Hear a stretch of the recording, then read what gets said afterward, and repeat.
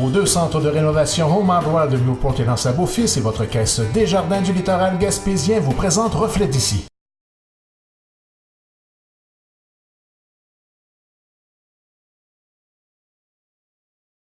Bonjour mesdames et messieurs et bienvenue à la section entrevue de votre émission Reflet d'ici. Aujourd'hui, je reçois Diane Leboutillier qui est notre députée fédérale et également ministre du Revenu national. Bonjour. Bonjour Ariane. Alors, bienvenue en studio. Ça fait plaisir. Plusieurs sujets sur la table aujourd'hui avec vous. On va commencer avec votre bilan de mi-mandat puisque vous êtes déjà à la moitié de votre mandat en tant que députée fédérale et ministre. Donc, dites-moi, quels sont les grands points à retenir jusqu'à présent? Bien, écoutez, dans les grands points à retenir au niveau du comté, il faut dire que oui, ça a passé très vite, là, 2 ans, là, très bientôt. Moi, je regarde au niveau des investissements qui se sont faits dans le comté, là, on parle de plus de 225 millions de dollars au cours des 2 années. Moi, ce que je retiens d'important de notre gouvernement, c'est vraiment l'allocation canadienne aux enfants qui nous ont permis de sortir des enfants, puis des enfants de la pauvreté, puis d'aider des familles aussi à mieux répondre à leurs besoins.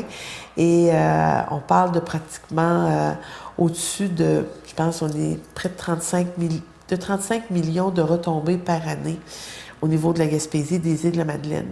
Aussi, les investissements qu'on a fait dans les ports pour petits bateaux, pour vraiment développer. On sait que le secteur des pêches, c'est un de nos piliers. Et donc, c'est des argents qui ont été investis, qui sont structurants pour le milieu, puis c'est des argents qui sont investis pour des longues périodes. Donc, qui viennent consolider notre secteur des pêches. On a aussi eu, quand on parle d'argent d'investi dans des piliers, un autre de nos piliers en Gaspésie, c'est le développement éolien. Là aussi, beaucoup d'argent d'investi dans l'éolien.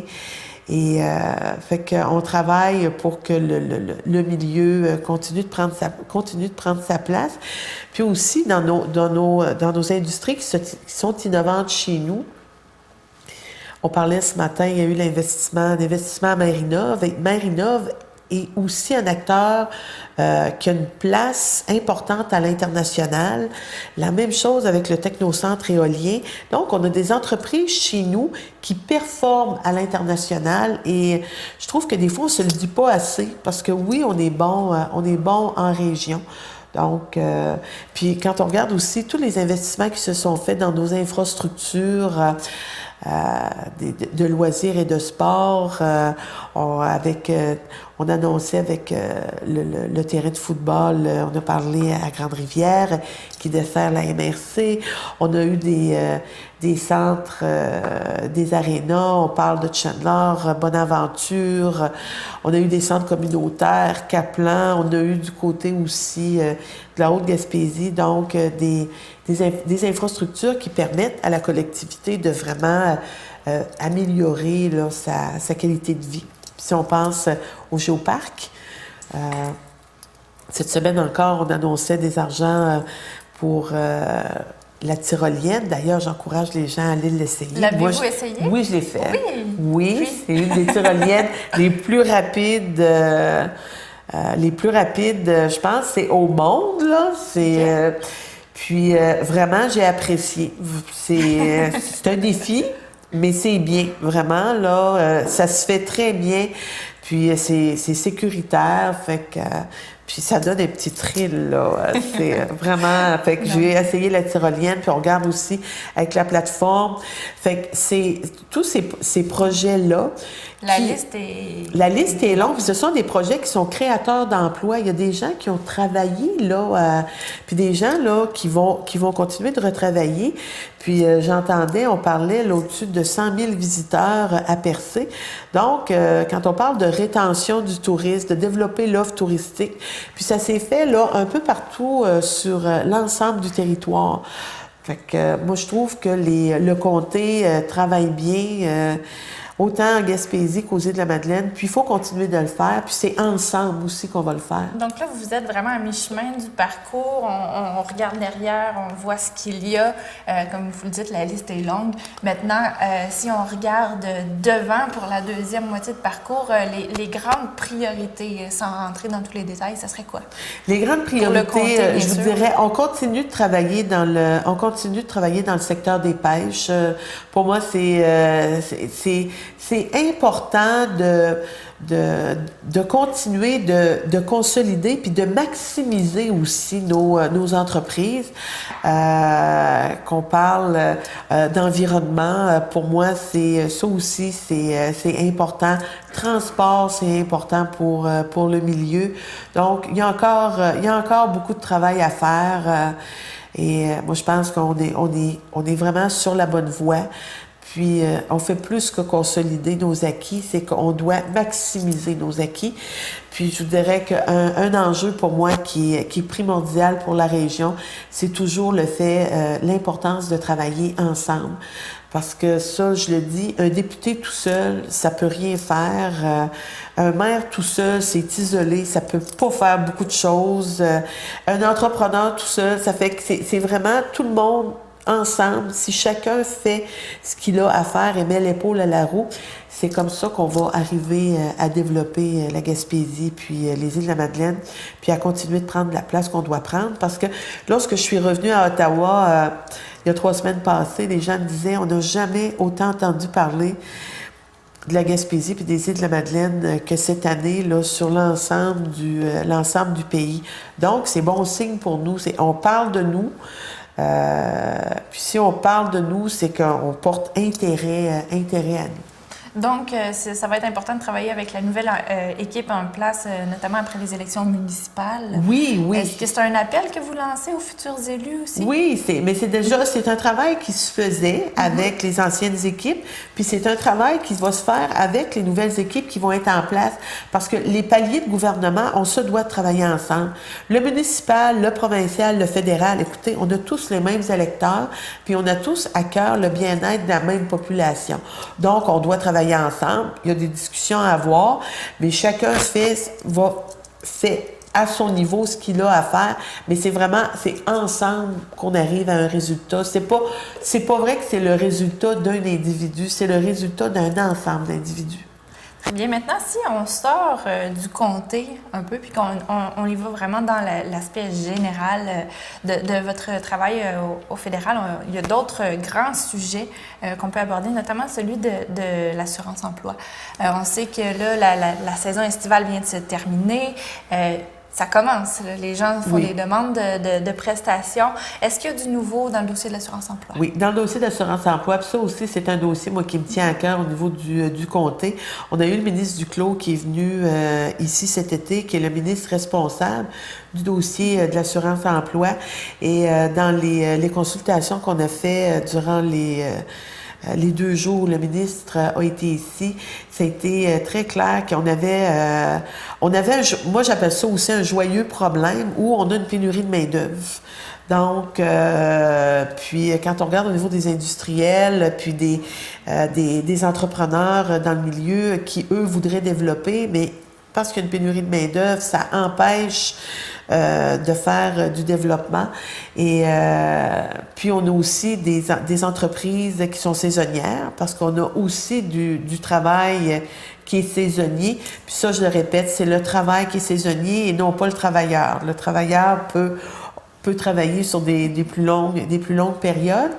Fait que ce qui a été proposé, c'est d'avoir une table de concertation qui va faire des propositions au ministre. Et justement, au courant de l'automne, on va avoir 2 ou 3 rencontres maximales. On ne reprend pas le processus qui a déjà été refait. Et moi, en janvier... Qui va siéger sur cette table-là? On va voir des acteurs, autant des acteurs des entreprises, des acteurs qui représentent les employeurs, des gens du milieu municipal, pour vraiment là, faire là, des propositions au ministre pour janvier. Moi, l'objectif, c'est de remettre un document au ministre en janvier pour voir comment on peut arriver à aider à régler puis à solutionner le problème de l'assurance emploi en Gaspésie. Parce que ce qui est particulier avec l'assurance emploi, c'est plus on va développer et on va augmenter les emplois en Gaspésie, puis plus nos emplois sont sur des longues périodes, plus ça vient impacter l'industrie saisonnière. Donc, ça aussi, moi, là, ça m'interpelle comment aussi on peut protéger nos employés. Et je le répète, puis je l'ai toujours dit, même lorsque j'étais préfet, l'objectif, c'est pas de travailler 14 semaines par année, là. Ce qu'on veut, c'est que les gens travaillent, on veut qu'il y ait de la formation aussi, on veut des meilleurs salaires, des meilleures conditions de travail. Puis ça vient aussi avec l'éducation. Donc, quand on veut travailler sur la pauvreté et l'exclusion sociale, d'offrir de la formation aux employés, c'est ce qui permet justement d'aider à avoir un milieu qui est dynamique. Oui, c'est une bonne partie de la solution. Maintenant, autre sujet, les aires marines protégées. Il y a des ça, c'est un sujet qui, moi, me tient particulièrement à cœur.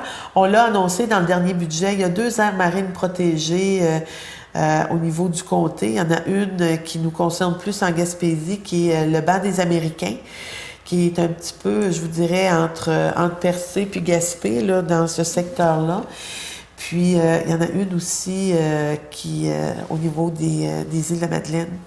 Donc, les aires marines protégées, c'est aussi ça amène du développement. S'il y a des argents qui sont associés aux aires marines protégées, puis c'est aussi une façon de protéger le milieu marin. Donc, qu'est-ce qui va se passer? Est-ce que ces aires-là sont déjà protégées à l'heure actuelle ou vont le devenir? Ces aires-là vont le devenir, okay. Puis le ministère des Pêches et Océans devrait commencer des consultations de sensibilisation cet automne. Puis qu'est-ce que ça va impliquer dans l'utilisation des lieux? Une aire marine protégée? C'est les aires protégées, on en a déjà en forêt. On se dit, on doit avoir des secteurs pour protéger soit protéger les fonds marins, soit protéger des espèces, des secteurs où il pourrait y avoir de la reproduction. Et il y a beaucoup de sensibilisation à faire à ce niveau-là.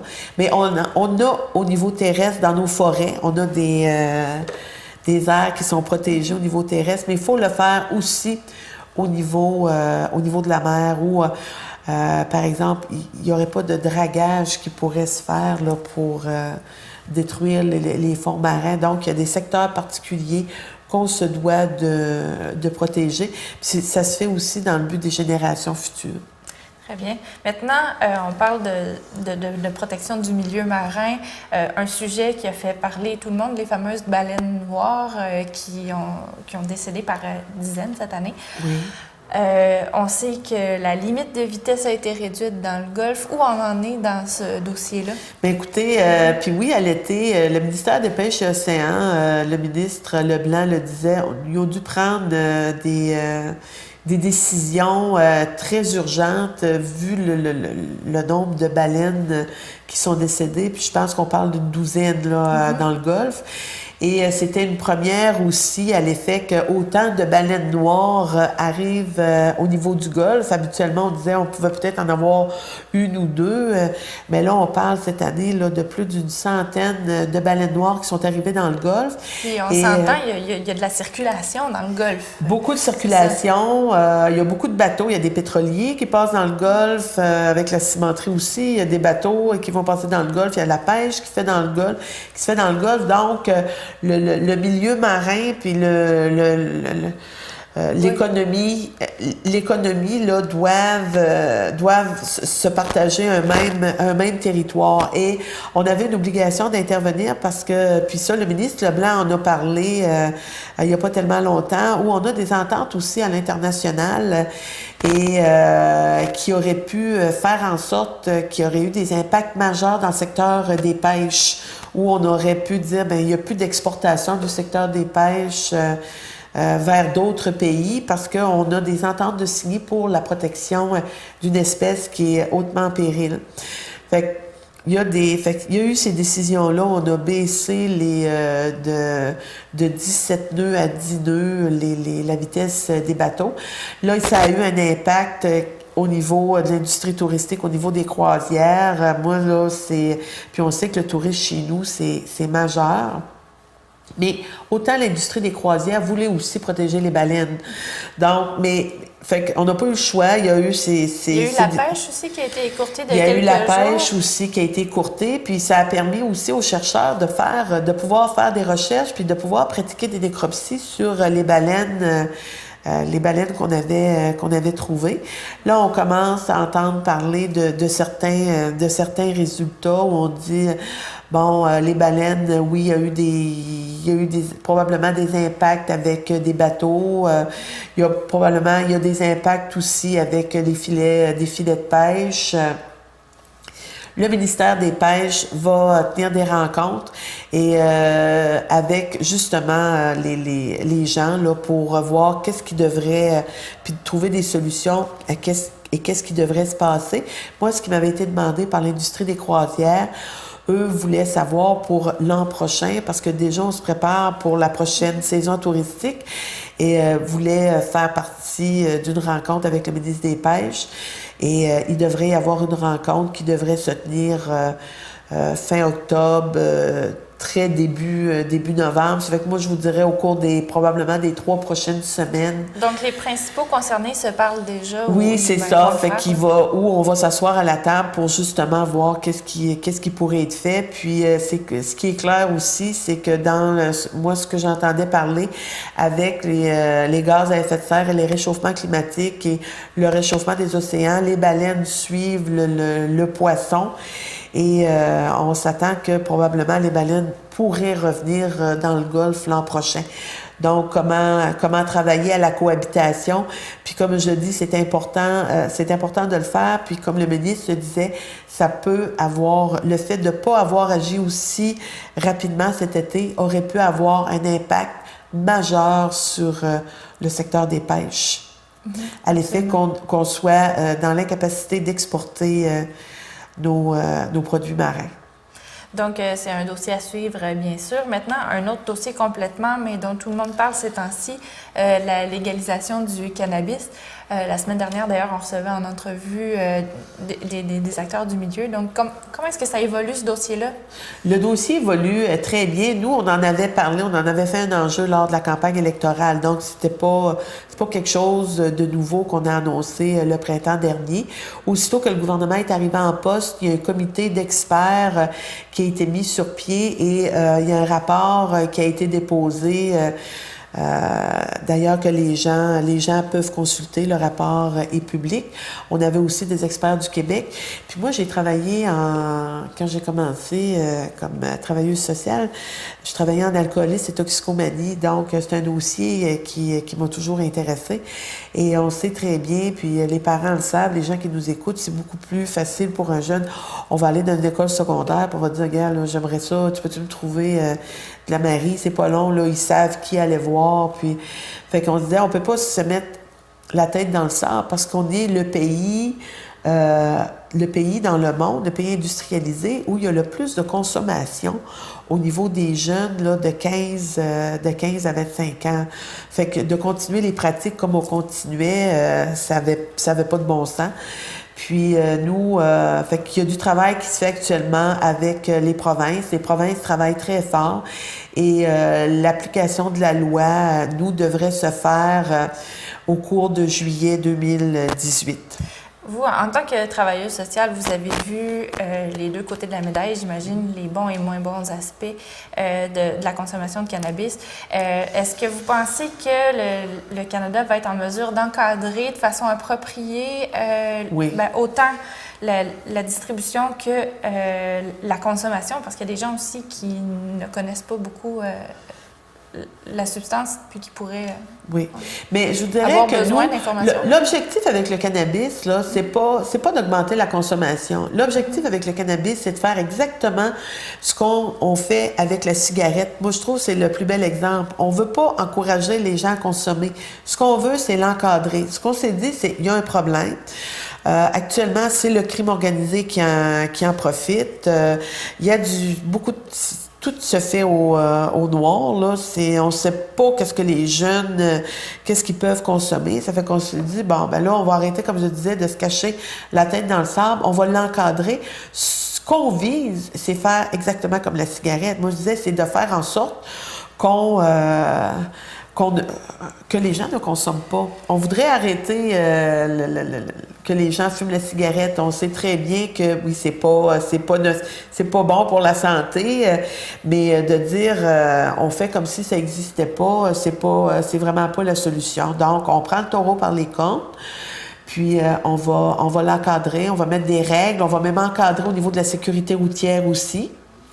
Et j'imagine que vous allez faire des campagnes de sensibilisation aussi sur les façons d'utiliser le cannabis. Oui, puis faut pas oublier qu'il y avait déjà, parce que je le disais un petit peu plus tôt, j'ai été intervenante sociale en toxicomanie. J'en ai fait, moi, là, des rencontres dans les écoles, les jeunes du secondaire, même au niveau des adultes. Et ça n'a pas empêché qu'on ait un pays où les gens consomment, le pays où les jeunes consomment le plus au monde. Donc, faut continuer de faire de la prévention, faut continuer d'en parler.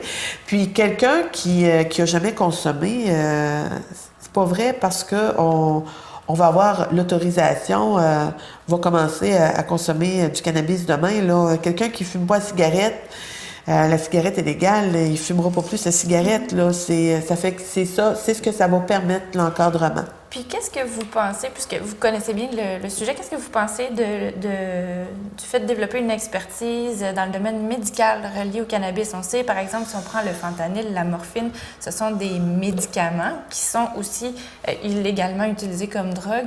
Est-ce que vous pensez qu'il y a lieu de développer des compétences dans le domaine médical autour du cannabis?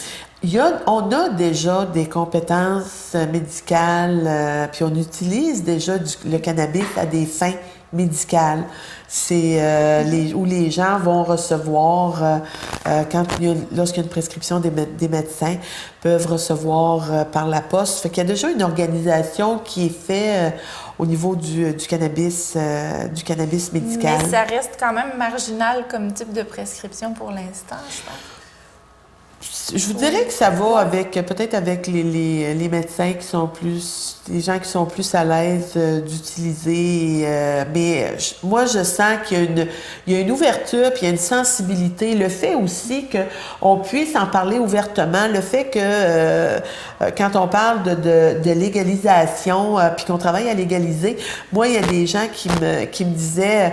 Tu sais, Diane, j'osais pas en parler avant parce que c'était illégal, mais moi, là, tu sais, oui, tu sais, j'ai des douleurs, puis, tu sais, je vais fumer mon joint, mais j'en parle pas, tu sais, là, ça fait que je pense que ça va... On va être capable, là, puis les gens vont arrêter de se cacher. C'est ça va dédramatiser certaines situations. Il faut dédramatiser, parce que la meilleure façon de régler un problème, c'est de le regarder en face, puis de prendre les moyens qu'il faut. Puis il y a des gens qui, oui, utilisent le cannabis à des fins médicales, puis quand c'est bien encadré, puis c'est bien... il y en a pas de problème.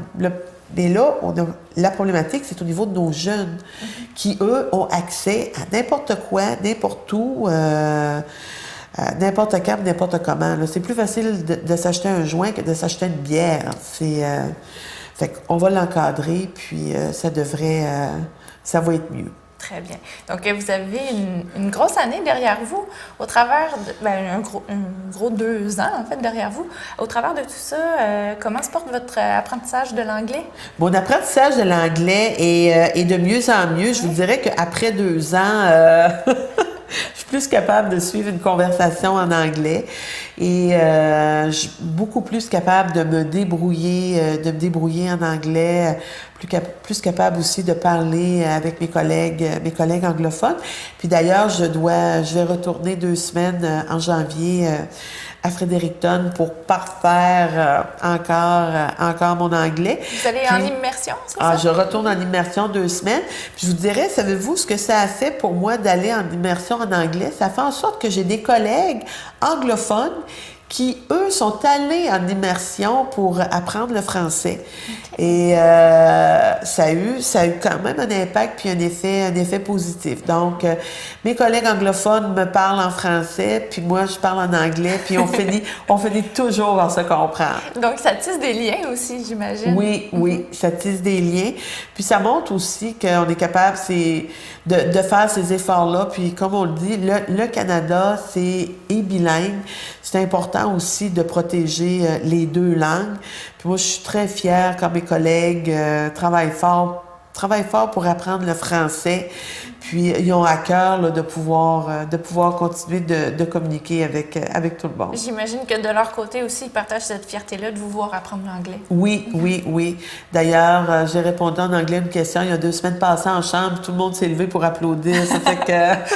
Donc vraiment, les efforts sont encouragés. Les efforts sont encouragés, puis on continue je continue de travailler fort à ce niveau-là. Puis je suis certaine là, que je vais y arriver. Alors, Diane Le Boutillier, il y a des sujets auxquels je vais reprendre ça, Jean-Denis. Ouais. Mais donc, Diane Le Boutillier, on a parlé de vous sur la scène nationale concernant 2 sujets. Tout d'abord, sur une rencontre qui avait été demandée par un travailleur d'une banque suisse concernant une histoire d'évasion fiscale. Le message qui est sorti dans les médias, c'est que vous aviez refusé de le rencontrer. Qu'est-ce que c'est cette histoire-là? Qu'est-ce que vous pouvez nous en dire? Bien, écoutez, moi, là, au niveau légal, il faut que je vous dise qu'à l'Agence du revenu, je peux être poursuivie au criminel si je parle d'un cas particulier. Donc, c'est impossible pour moi de parler d'un cas particulier. J'ai pas envie d'avoir des poursuites criminelles, puis je voudrais pas que les gens du comté viennent m'apporter des oranges en prison. Mais ce que je peux dire, par exemple, c'est qu'au niveau de l'Agence du revenu, on a un service où les gens qui veulent faire de la divulgation, les gens peuvent appeler, on va ramasser toute l'information, tout ce que les gens vont nous dire. Cette information-là va être ramassée et va être traitée de façon très confidentielle. Donc, dans votre ministère, vous avez une ouverture à recevoir de l'information. C'est juste que ce cas-là, finalement, c'est rendu dans les médias puisque les voies traditionnelles n'ont pas été empruntées, si je comprends bien. Bien, moi, ce que je peux vous dire, c'est que les gens peuvent utiliser le service de divulgation volontaire, puis ça va nous faire plaisir de traiter toutes les informations qui sont reçues. Très bien. Maintenant, un autre dossier dont on discute beaucoup ces temps-ci, c'est l'imposition des rabais aux employés. En quoi est-ce que ça consiste exactement? Bon, écoutez, ça aussi, faut dire que la loi sur l'impôt, on a fêté les 100 ans cette année de la loi sur l'impôt. Et au début des années 80, il y a eu toute une réorganisation de la loi de l'impôt. Et ces articles de loi-là, c'est pas nouveau, là, ça date de 1985. Donc, depuis 1985, par exemple, un employé qui travaille dans une boutique qui obtient un rabais employé devrait être imposé sur ce rabais-là? Est-ce que ça fait depuis ce temps-là, mais que c'est pas appliqué? Depuis ce temps-là, ça fait partie des articles de loi. Okay. Et on a les commerces au détail, des commerces au détail qui se conforment à la loi. Puis il y a un montant minimal où les gens ont droit sans être imposés. Puis là, parce que je voyais là, cette semaine où on mélangeait le commerce au détail puis la restauration, c'est 2 secteurs qui sont complètement indépendants l'un de l'autre. Donc, les rabais aux employés, ça touche les employés de quel secteur? Du commerce au détail. Donc, par exemple, je travaille dans une boutique, je dois m'habiller dans le linge là, qui est vendu à la boutique. Mm-hmm. J'ai un rabais pour l'acheter. Oui. Je serais imposée sur le rabais que j'ai eu? Les gens ce qu'il y a au niveau de la loi, c'est que les gens ont droit à un certain montant ou il n'y a pas de... Ce sera même pas traité. C'est un montant de quel ordre? Je pense qu'actuellement, c'est 500 $, et moins, là, où les gens ne sont pas... mais en principe, vous savez, Par exemple, dans un cas où un employé de quincaillerie décide de bénéficier de son prix employé pour construire une maison, se construire une maison, là, à ce moment-là, il pourrait être imposé sur la différence de prix. Il pourrait être imposé si c'est déclaré. Parce que c'est toujours une question... vous savez, quand on fait notre déclaration d'impôt, notre déclaration de revenus, c'est toujours sur une base volontaire. Il n'y a personne qui vient nous tourner un bras à la maison pour dire tu dois... Fait qu'on s'attend à ce que les gens qui aient un respect au niveau de la loi. On comprendra bien aussi là, que il n'y a pas, malgré le fait là, de tous les employés qui travaillent à l'Agence du revenu, on ne peut pas commencer à aller suivre tout le monde dans les commerces pour voir est-ce que les employés ont eu ou n'ont pas eu.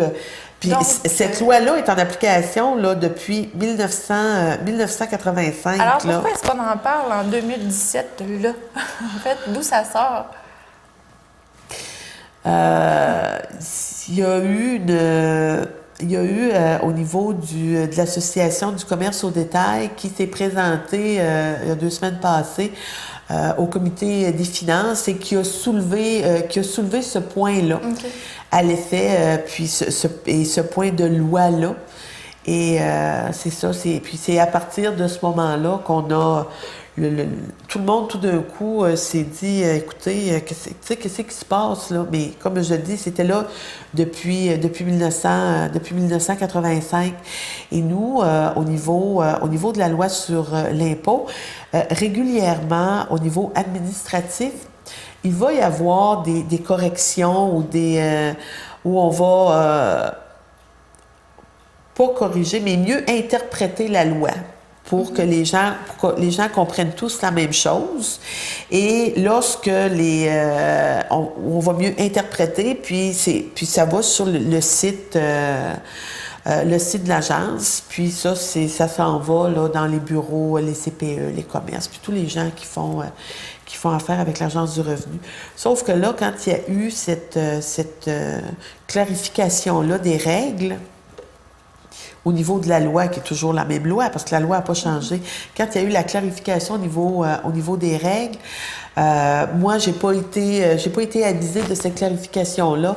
Et là, ça a pris là, toute une ampleur au niveau des 2 dernières semaines, là, à l'effet que,